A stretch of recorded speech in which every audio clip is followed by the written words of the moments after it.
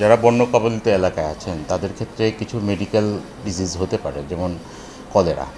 Cholera, সাধারণ diarrhoea, মানে acute watery diarrhoea যেটা বলে, এবং হেপাটাইটিস এর ইনফেকশন হওয়ার একটা চান্স আছে, এবং অ্যাডাল্টদের ক্ষেত্রে হেপাটাইটিস ই, এগুলোর কারণে জন্ডিস হয় রোগীদের।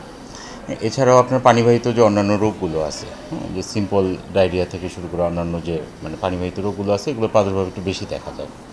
আর কিছু সমস্যা হয়, সেটা হচ্ছে যে আপনার ট্রমা রিলেটেড, হয়তোবা সে ওই সময় কেটে গেছে, ওই সময় সে আর অত খেয়াল করেনি, কিন্তু ওখান থেকে ইনফেক্টেড হয়ে যাচ্ছে।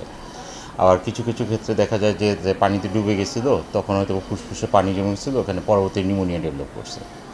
এরকম ওই সময় হয়তোবা খুব ইমার্জেন্সি ট্রিটমেন্ট হিসেবে নিয়েছিল, কিন্তু পরবর্তীতে দেখা যাচ্ছে যে কমপ্লিকেশন নিয়ে আমাদের কাছে এখন আসতে পারে। আর মূলত পানিবাহিত রোগগুলোর ভিতরে যে ডায়রিয়ার প্রিভেনশনটা খুব দরকার। ডায়রিয়ার জন্য বিশুদ্ধ পানি খুব প্রয়োজন, ওরসেলাইন পর্যাপ্ত রাখা, এবং প্রয়োজন হলে কিছু কিছু ক্ষেত্রে অ্যান্টিবায়োটিকের ইউজ করা লাগতে পারে। হেপাটাইটিস, কারো যদি জন্ডিস দেখা দেয়, দ্রুত ডাক্তারের কাছে আসা উচিত, কারণ হেপাটাইটিস এ এবং ই আমাদের দেশে বেশ কমন, এবং পানিবাহিত রোগ হিসেবে এটা খুবই আসার সম্ভাবনা আছে।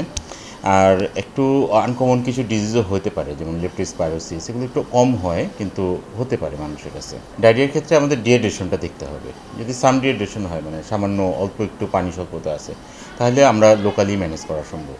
কিন্তু যদি দেখা যায় খুব বেশি ডিহাইড্রেশন হয়ে গেছে, অনেক বেশি পানি বের হয়ে গেছে, তাকে আইভি স্যালাইন দেওয়া লাগতেছে, তখন হসপিটালে আসা উচিত।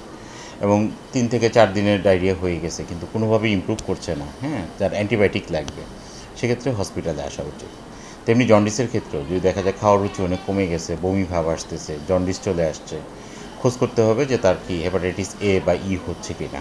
সেক্ষেত্রে আসতে হবে, প্রয়োজন হলে রেস্ট নিতে হতে পারে, সেক্ষেত্রে হসপিটালে ভর্তি হয়ে আইভি ফ্লুইডও দেওয়া লাগতে পারে।